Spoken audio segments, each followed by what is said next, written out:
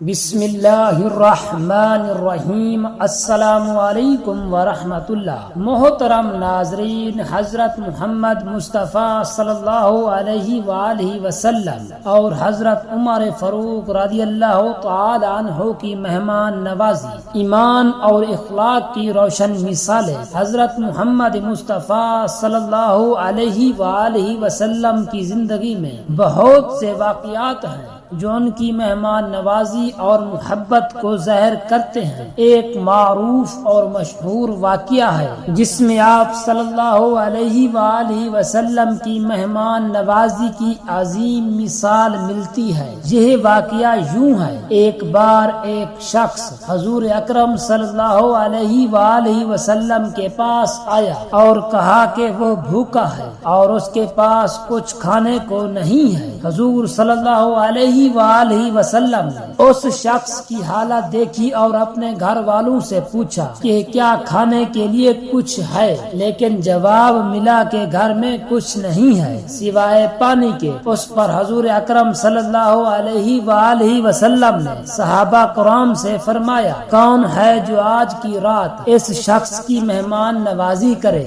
ایک انصاری صحابی حضرت ابو طلحہ رضی اللہ تعالی عنہ کھڑے ہوئے اور کہا، یا رسول اللہ صلی اللہ علیہ وآلہ وسلم، میں اس کی میزبانی کروں گا۔ حضرت ابو طلحہ رضی اللہ تعالی عنہ نے اس مہمان کو اپنے گھر لے گئے اور اپنی بیوی سے کہا، یہ رسول اللہ صلی اللہ علیہ وآلہ وسلم کے مہمان ہیں، ہمارے پاس کھانے کے لیے کچھ ہے؟ اس کی بیوی نے جواب دیا، ہمارے پاس صرف بچوں کے لیے کھانا ہے۔ حضرت ابو طلحہ رضی اللہ تعالی عنہ نے فرمایا، بچوں کو بہلا دو اور جب مہمان کھانے بیٹھے تو چراغ بجھا دو تاکہ مہمان سمجھے کہ ہم بھی کھا رہے ہیں حالانکہ ہم بھوکے رہیں گے۔ انہوں نے ایسا ہی کیا اور مہمان نے پیٹ بھر کر کھانا کھایا جبکہ میزبان خود بھوکے رہے۔ اگلے دن جب یہ واقعہ حضور اکرم صلی اللہ علیہ وآلہ وسلم کے سامنے آیا تو آپ صلی اللہ علیہ وآلہ وسلم نے فرمایا، اللہ نے تمہارے اس عمل کو پسند فرمایا اور اس پر خوش ہوا۔ حضرت عمر بن خطاب رضی اللہ تعالی عنہ کی زندگی میں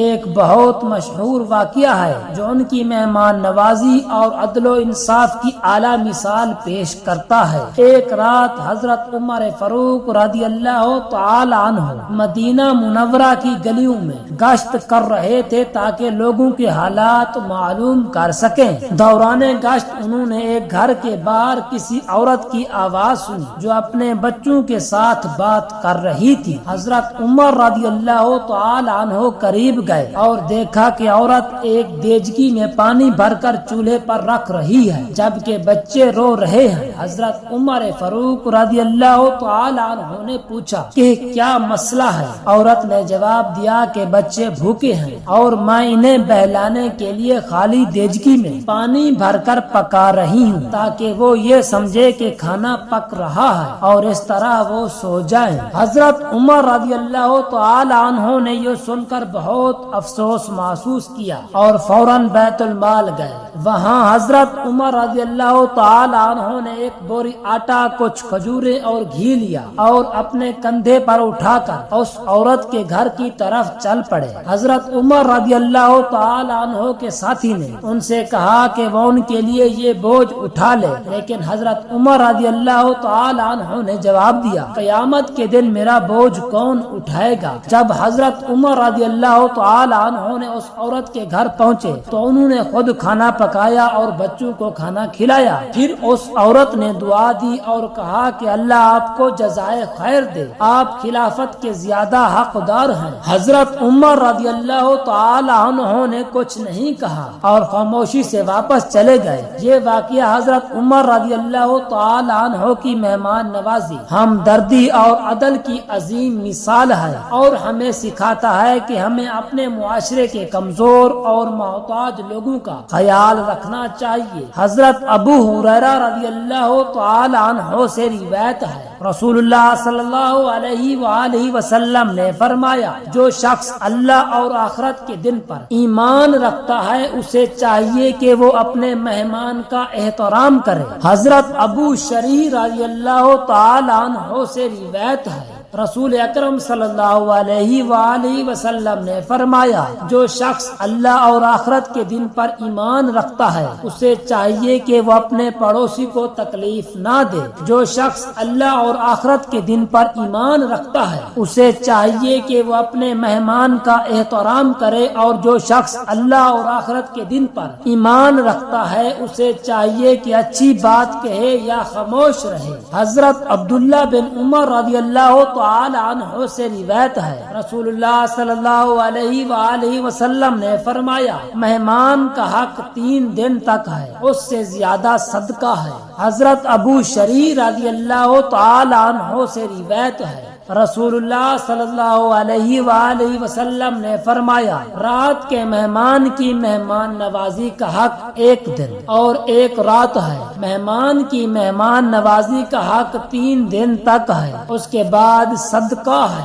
مہمان نوازی کے بارے میں برے خیالات رکھنے والوں کے ساتھ کیا ہوتا ہے، اس موضوع پر حدیث شریف میں واضح تنبیہات موجود ہیں۔ ایک حدیث جو اس بات کی وضاحت کرتی ہے وہ حضرت ابو شریح رضی اللہ تعالی عنہ سے مروی ہے۔ حضرت ابو شریح رضی اللہ تعالی عنہ بیان کرتے ہیں کہ رسول اللہ صلی اللہ علیہ وآلہ وسلم نے فرمایا جو شخص اللہ اور آخرت کے دن پر ایمان رکھتا ہے اسے اپنے مہمان کی عزت کرنی چاہیے۔ مہمان کی عزت اور خدمت کرنا ایمان کا حصہ ہے۔ مہمان نوازی کا حق 1 دن اور 1 رات ہے۔ مکمل مہمان نوازی 3 دن تک ہے۔ 3 دن کے بعد مہمان نوازی صدقہ شمار ہوتی ہے۔ مہمان کے لیے مناسب نہیں کہ وہ اتنی مدت ٹھہرے کہ میزبان کو پریشانی میں ڈال دے۔ اگر کوئی شخص مہمان نوازی کے بارے میں برے خیالات رکھے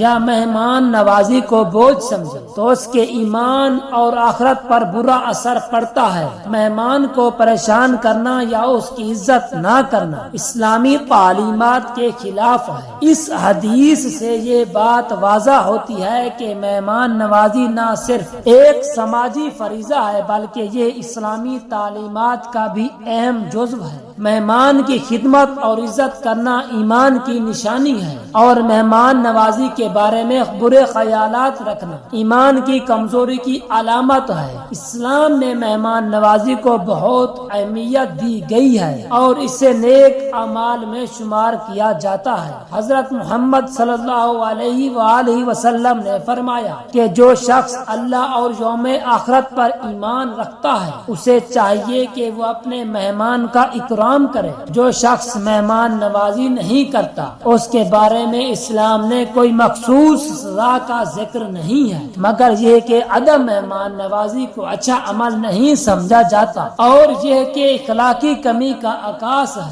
مہمان نوازی سے برکت اور رحمت آتی ہے اور یہ اللہ تعالیٰ کی رضا کا باعث بنتی ہے۔ اگر کوئی مہمان گھر آ جائے، اگر وہ دوست ہو یا دشمن، اسلام ہمیں اچھے اخلاق اور حسن سلوک کی تعلیم دیتا ہے۔ ہمیں چاہیے کہ ہم اپنے مہمان کا احترام کریں اور اس کے ساتھ اچھا سلوک کریں، خواہ وہ دشمن ہی کیوں نہ ہو۔ دشمن کے ساتھ بھی عدل اور انصاف کا برتاؤ کرنا چاہیے اور ان کی عزت اور وقار کا خیال رکھنا چاہیے۔ دعا ہے کہ اللہ رب العزت ہمیں مہمان نوازی کرنے کی طاقت اور توفیق عطا فرمائے۔ میرا سنانا اور آپ کا سننا اپنی بارگاہ الہی میں منظور و مقبول فرمائے، آمین ثم آمین۔